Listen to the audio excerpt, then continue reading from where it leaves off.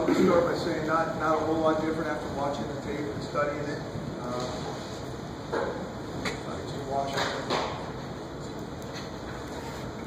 Washington did a good job. Like I said after the game, the quarterback played great. Overall, the staff did a really good job. I think we got to obviously play tighter pass coverage. I think we got to tackle better. I think we got to be more disciplined on defense. We had 10 penalties, and 9 of them were on defense. So we're playing pretty good offense. All that stuff's going to show up. On offense, special teams played hard, made some plays, did what we needed to do in those phases. And so obviously, this is no big concern. Go to work in progress. Marcus Peters, status for Saturday's game? I told you after the game, we're going to conduct ourselves the right way. We have discipline things. We keep those in-house. Go from there. When you look at penalties, there's all kinds of different situations, different penalties. Outside of the one that was talked about, can you break those down? What went on? So we had 3 hands to the face, I believe.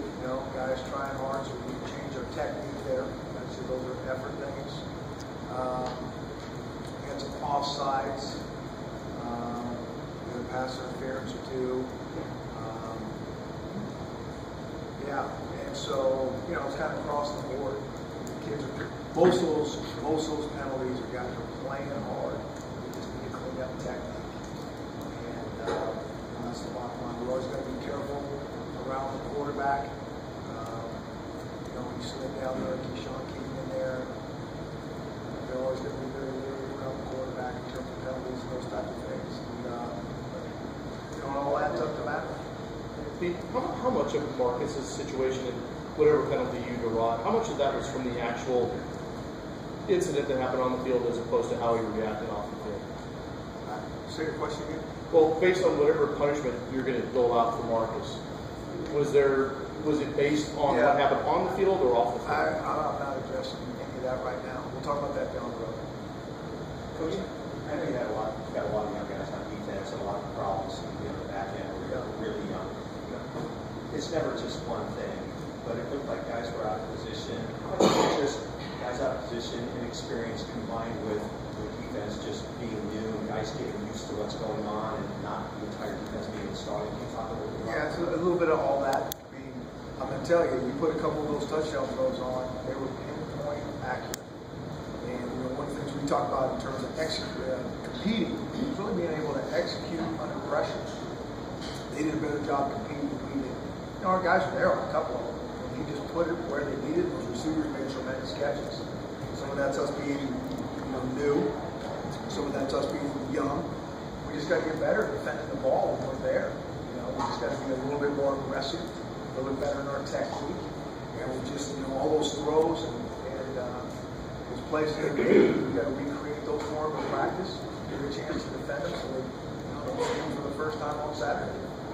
Are there things you can do, Dr. Blow, are there things you can do with your defensive strategy and schemes to adjust to what you've experienced for 2 games? Well, we're always analyzing the heck out of that. What can we do as coaches to put our guys in the best position to make plays without pressure?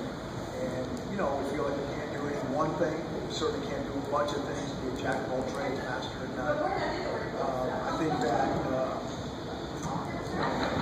I think if we can just get better, again, my hat's really off to those guys. They executed well. It wasn't like we had some guys running wide open, long coverages.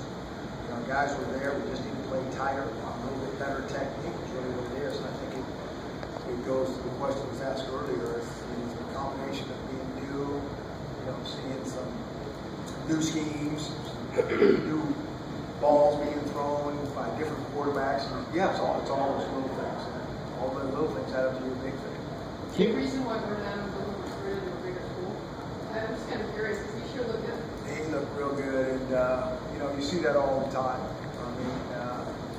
He's a heck of a player, and he can probably play for anybody in the country without question. Just based on Eastern in general, they've done very well against FBS teams the last few years. Is it just something about what they do and how they attack things that just works well for them? Well, I think they got a good scheme. I think, it gives them a chance to they're not going to be that smashed out team and pack the box and all those type of things are very low. They spread you out, create mismatches. And, I think they've done a great job of building the program over time where, they get their guys, they redshirt most of them, keep them in the system for a couple of years, get them on the field, and then there's always going to be a couple of key positions that are going to determine whether you have a really good team. One being quarterback. I think if you look back in the last few years, they've always had a good quarterback. Chris, Shaq said the plan was just for the one series at running back Saturday. What about moving forward? Do you want to increase that instead of your goodbye? Yeah, it's still kind of playing it by ear. It really is. We got 4 pretty good running backs there.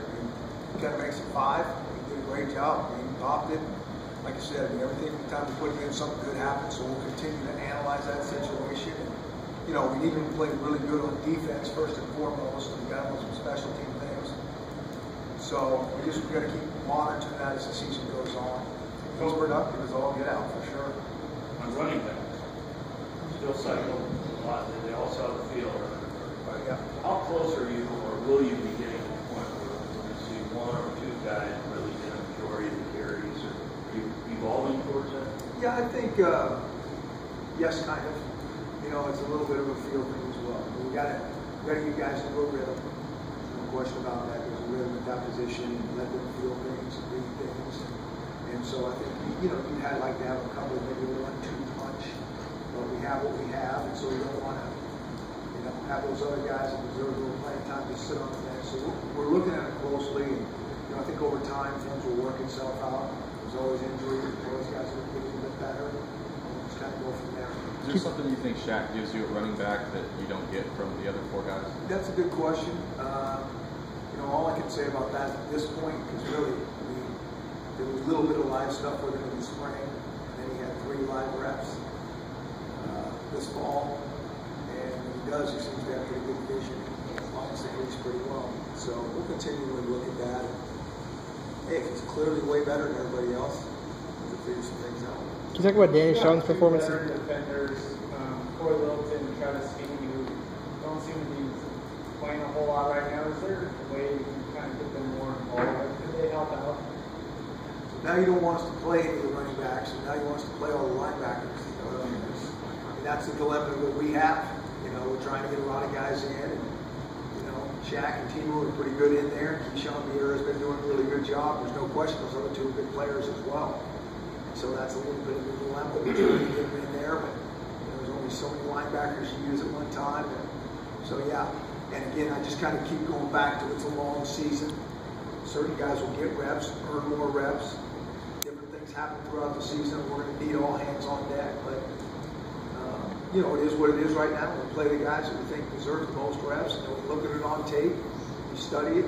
Hey, does this guy deserve a few more reps? Does this guy deserve a few less reps? That's kind of how it goes each game. After his performance this weekend, Danny Shelton's now leading the nation in sacks. Can you just talk about his performance this weekend and just when you flipped on the tape, what you saw about it? Yeah, he's been really, really good. There's no question about it.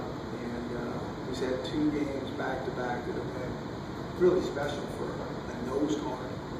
Usually that guy's eating blocks up, letting everybody else make plays. That's kind of his role. But not only has he done that, he's made plays on his own. It's great to watch. And I just really appreciate it. I said this before. I really appreciate when a senior like that really takes his game to that next level, because it's really, really hard to do. Our young guys that are playing, they're going to get better. It's going to be 2 steps forward, 1 step back, but they're going to continue to progress and get better. Not all seniors can really take that next step. A lot of them are pretty detailed and dialed, and so to really show up at that next level, that's something special. I think people take that for granted, and I don't. And our hats off to how Danny's played the first 2 weeks. What do you think has gone into that on his part? I think a lot of it has to do with, maturity. Not just Danny, but across the board. I think you have to be really, really mature in terms of how much you have to study. Your attention to detail in practice, how hard you work in the weight room, everything really matters. And when you do that over time, you start to maybe take that little step. And that's what we're talking about, because he was a pretty good player last year. But, the first 2 games, he's made another step. And if he can keep that consistency up, it'll help us. What can he do In terms of schematically, what does that allow you guys to do defensively when your nose is so dominant and can cause so much havoc? Well, you hope they got to put a couple guys on him. And I think first and foremost about the run game, if he can eat up some blocks and free up those linebackers, that's the first thing you think about. But he's been pretty darn good in the pass game as well. I mean, that really hasn't been his strength. It really shouldn't be a nose guard strength. They kind of push the pocket, collapse it a little bit, make that quarterback feel some things, which he's done. But he's also got another sack the quarterback. And, his game's been real impressive the first 2 weeks. Coach, any thoughts on the upcoming matchup against Illinois? Well, we're still in the process of really studying. I think the first thing that jumps out at all of us is they throw the heck out of the ball and they're pretty good at it. And so where we are right now, you got to believe that they're probably feeling pretty good about themselves. Can't wait to get out here and get after it. And so, I think that those first 2 games they played well in the fourth quarter. They finished games, throw the heck out of the ball. Very stout on defense, some strong guys, strong in the middle, strong in the D-line, strong guys. And it'll be a different challenge. I think that's the unique thing about college football. Now we got to kind of hurry up with multiple formations and those type of things. Every week is some new problem. Is there one thing defensively that stands out to you that maybe takes precedence that you got to get this fixed first? I just think we got to make plays on the ball. We were around the ball a lot. Vernon Adams threw some pinpoint just strikes, and those kids, man, they're reaching out and making those catches. So we just have to play tighter coverage, and that's the thing that jumps out to me. I think our tackling can be better, but it wasn't atrocious. Our D-line's got to be able to sack him when we get a chance. He got out of some things there. It was just a combination. If it's any one thing, we can usually go fix it pretty quick. But it's not any one thing. I want to give them credit. They made really good plays. It wasn't like the guys were running wide open. They played. We got to do a better job of tightening up coverage so we can make plays. Chris, when you say tighter coverage, is your vision of the secondary in a perfect world? Would it be to play press, get in guys' faces, jam the line, play man? Is that kind of what you're looking for eventually from these guys? I think if you do that, you're going to be picked apart. I think the coaching's too good, the quarterbacks are too good, they're going to get in the play, keep man coverage. You can't do any one thing. And so it's a little bit of a cat and mouse game. You got to keep people off balance by dropping guys, blitzing guys. We just have to. With those things that we do, we have to know what we're doing. We have to be able to execute them. They're going to get yards. We certainly hope it's not going to be 7 touchdowns a game and those type of things. That's going to be major issues for all of us. How much do you fight with young guys? Just the confidence battle. Guys are just afraid to get beat over the top. Yeah. Things like that. The confidence is such a huge part of this game. It doesn't matter if it's freshmen. It's usually those guys. We think about them as much as anyone.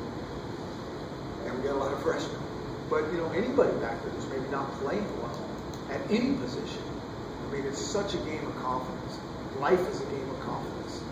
We're feeling good about life. We're able to take chances and enjoy it and take risks. If it doesn't pan out, we reload, go again. When we're not confident, it just changes everything. So there's no question about that.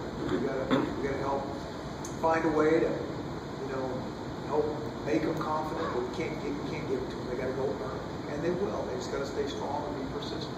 Coach, after the game, you talked about getting back to the learning and teaching, and that was a lot of teaching moments in that game. And the week before, you mentioned about your guys not having a lot of past experiences with your coaches and backlog and that type of stuff. And you stayed there a long time. All of your systems were in place, and everybody knew where to go. It just seems like there's so much different with these guys. How far along are you in the process of installing the systems and processes you really want? Well, I think we've installed a lot. Certainly not all of our schemes that we would like to, without question. There's certain things you see on tape and you're like, well, this would be good. We're not there yet. With our youth and some different stuff already. So I think, but even, how we travel and how we go to the hotel and come back, what the pregame is. It's still new to me. And it just takes time going through this whole process. That's all I can say. Is it different from you? Because like I said, you may have been on autopilot with a lot of that at Boise State, and now having to come here and install this, how challenging is that for you, and how difficult is it? How much of your time does it take where you didn't have to worry about that? It couldn't be more different. It couldn't be more night and day. I mean, I just shake my head at certain things going, are you kidding me?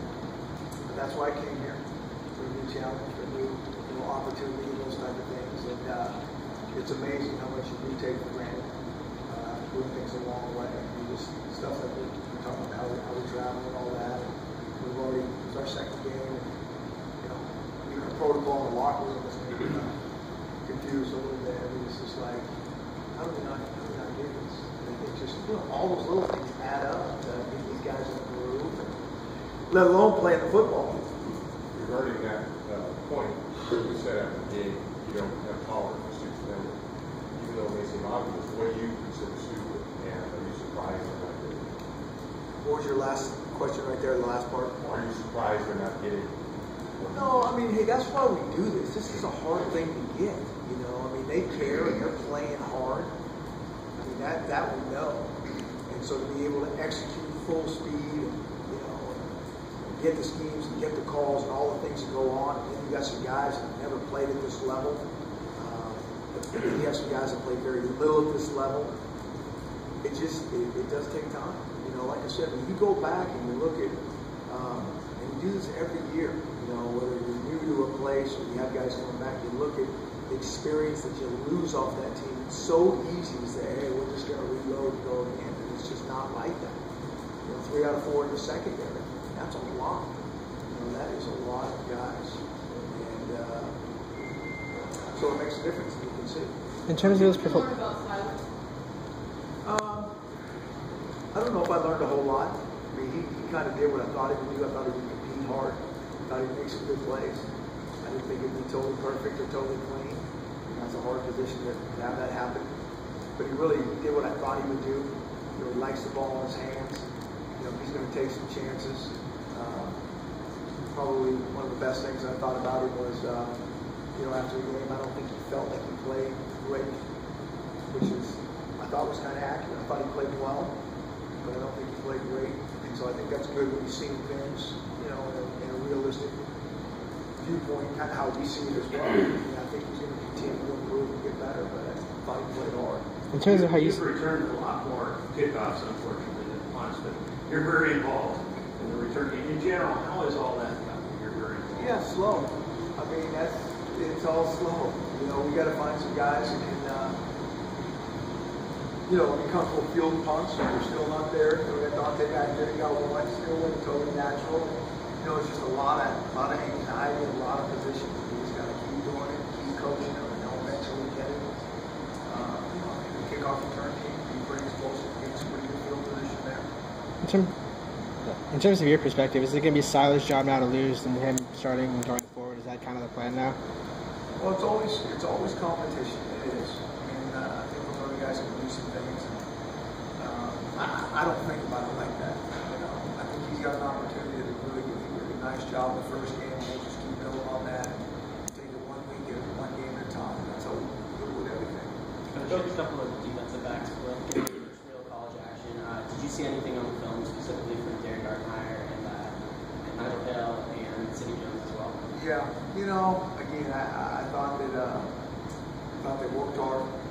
Thought they were very focused, figuring out, but just the detail that it needs to be successful at this level obviously is not there yet. But if they will stay focused and work, through this next week, every week, if they can go back and truly build some skill, they have some talent. They have good talent. And now we've got to give them some experience. And, hopefully all those things that happen to them, they're smart enough to learn and move forward. That we don't have to have those repeated mistakes happen over and over. Is the quarterback for a young player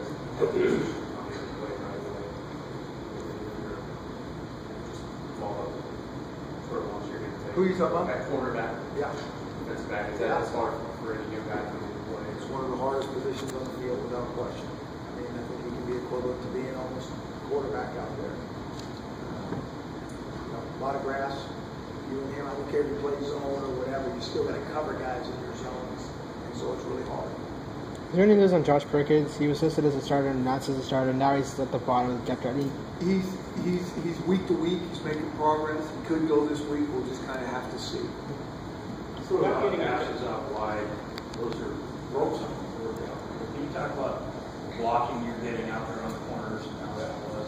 Well, if we don't, first of all, get an accurate throw out there in a hurry, it's not going to be very good. So it starts with one side of making a decision whether the ball should go out there or not. Then it needs to be an accurate throw. And you're right. I mean, we can get some blocks, and that's a hard job as well. You got a really good athlete coming full speed at you with a lot of grass in front of you. You're going to cover those guys up. And if you do that, then big time advantage for the offense. If not, you can see it can be a negative play in a hurry. And, you know, it's a big part of college football now. It's kind of an extended run play. That's what it is. What was your first experience like at Husky Stadium? My first experience was great. I loved it. And you can just feel, I mean, I'm telling you, when they started, was it Go Dogs, I think it was, or Go Husky, I mean, whenever they started chanting from one side or the other, I mean, it was awesome. And you can just feel like when this thing really gets going and they pack that thing to the rafters. I mean, it's the stuff that I felt as a visitor always coming here, and how awesome that is, and what an impact and what an influence that the fan base can make. It really does. And they were great. I mean, third downs and getting loud, I mean, all that stuff matters. And I appreciate them hanging with us the whole time, because I know the game, you know, that, but hopefully they can appreciate the games. You know, I mean, everybody just always wants to pick apart the negative part of things. And that's just the nature of the world we live in right now. But it was a heck of a football game. We figured out how to win it. You know, the expectations, I mean, our expectations, our record 0-0, whoever we play. It is what it is. And that's why you play the game. And that has to be our expectation. Everybody else can have the different ones. But then go and enjoy the game and help us try to win the best we can. And I think that's what this thing, hopefully, is going to be all about. Hey, can you talk a little bit, you mentioned Illinois' passing game. Have you been able to kind of figure out what does well and maybe how he's different or similar to a guy like Vernon Adams? Well, you can throw it like Vernon Adams. He was one of the top recruits in the country a couple years back with Oklahoma State, I believe it was, from Illinois. Didn't work out there. I think he might have been starting one time, but then ended up transferring back home. And he's a big, strong, tall, you know, pro-style type passer. He can sit back on his back foot and he can throw it downfield. And you give him time. He's already completed a lot of balls as it is, but he'll hang in there, and he's you know, accurate and very, very strong and on. Chris, without going into any specific cases, but you feel like your overriding message about doing things the right way and the consistency with which you apply that is hitting home on players? I think everything just takes time, and I do think it is. I mean, I think we got a lot of good guys that are really working their tail off. You know, we got 100 guys, and I think, I know the majority by far are trying to do everything in their power to, you know, play good football, do things correctly, all those things. But to really get, you know, thinking changed and ingrained and all that, it just really takes time. Whether we're talking about, you know, it's like putting a play on the chalkboard and then saying, okay, we're all good, we got that, okay. You know, it has to be reinforced over and over. We've got to build skill in terms of everything that we do, not just physical skill, but mental skill in terms of how we operate, and all those things take time. What are some of the... to do that even if it hurts the team short term? I think it helps the team. You know, I mean, you might take a step backwards, but I think it really helps the team, the program, they're doing things the right way. Have you learned anything that you didn't know about this, like, that you didn't expect to learn about this team? And you talked about learning process, and every game is a learning process. Is that maybe one of the things that you've learned from this team so far? I think they're really trying to do it the way we want it done, and it's not easy, as we've all seen. And I am pleased with that. They're trying so hard. You know, we just got to execute better in so many different phases of our program. But if we keep trying and keep focused and stay persistent and don't get discouraged, we'll improve. Chris, you see Buddha playing any role on special teams as a returner? Well, yeah. We have him as a backup kick returner right now, and I think he can be a punt returner. We just need to get him more reps there. He's starting on our punt return team. Yeah. So if he's not that, I don't want to make him the number 2 punt returner and have him on the sideline when he can help shoot me in front. But I do see him being a factor down the road. When down the road is, I don't know. And then does Jadon Does Pettis keep that role as punt returner for this game, or does J-Don go back to that? You know, both those guys are going to be factors. I want to make sure we're playing these true freshmen. They're on the field in like important roles. And so I think Dante's going to be good back there, and I want to keep developing him there and make sure that he's doing something that's important. I think he's going to be a really good receiver. And we got to get him some more reps at that position too during the game. But I think that's kind of the thinking. What do you think Hooters played at safety? You know, I think he's progressing. I think he's learning something new every game. Plays hard. I have really good confidence that he's going to stay focused and keep it. He is a very focused individual. He'll stay after it, and he'll continue to get better. And I think by the middle of the season, he's going to play at a high level as a true freshman. Do you think there are any statistics, generally speaking, that you point to as indicators of success, either short term or long term? Football-wise, yeah. I think turnovers are huge. I think if we don't get the 2 turnovers, we probably don't win the game. If we had 2 turnovers, they got 9, we have 14 points off. So I always think that. For us, running the ball is going to be important. I think third downs are important. I think red zone efficiency is important. We go down the list, but it's a handful right there. And the right tackle, Ben Reba, just kind of his role. Coleman Shelton start again this weekend. Don't read in that. I thought Ben did a good job, played well. I think Coleman's a good player. And so again, it's kind of the question everybody's asking. Linebackers, how are you going to get more of those guys in? The other position, how are you going to get less running backs in?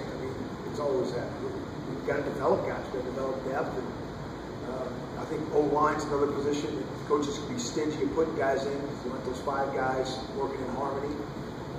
But I think we can play guys. Play to see fit there a little bit. Get some more guys going. Hey, Chris, just kind of off topic a little bit. I saw Eastern had the big fog machines from a distance. I couldn't tell. Did you guys have any cooling apparatus on? We had some fans. So we had the fans going outside, yeah. So it was hotter. We used a little bit of heat. It was hotter in Hawaii. But I think it's supposed to be hot again this week. And, I'd like to blame it on the weather. Coach, will they affect our pass coverage? But have you thought about switching the sidelines? The side of the field. I have thought about switching the sidelines for sure. But that's another thing we're changing on them. Better hurry up because the sun's exactly. I think we enjoy it and appreciate it. Is that something we could see you do at some point? Is take the south sideline? We could. Hawaii does that. Hawaii did it to us. They're usually on the other sideline. They did it to us. I think it's going to be a really, really big factor. You make a game by game kind of thing. We just need to figure out how to line up, play hard. Does that help? Which sideline you're on? What's that? I think it helps the coaches maybe a little bit stay cooler. That's just one quick question. We've been doing this a long time. I can't ever recall a team coming out of Western Stadium out of the tunnel without a coach in front. You're not in front. Can you talk about it? I'm never in front. I think this is a player's game, and I think sometimes coaches get, the coaching is important without question. These guys come down to players to make plays, and that day is their day, in my opinion. They don't need me out there, leave them out there. They need, it's their time to shine, their time to run through that smoke, and their time to run in that crowd, which they love so much. They don't need me out front for that. Chris, have you ever done any in-game texting for any reason? No. You don't bring an AD down to yell at the officials? Yes, he gets got all. All right.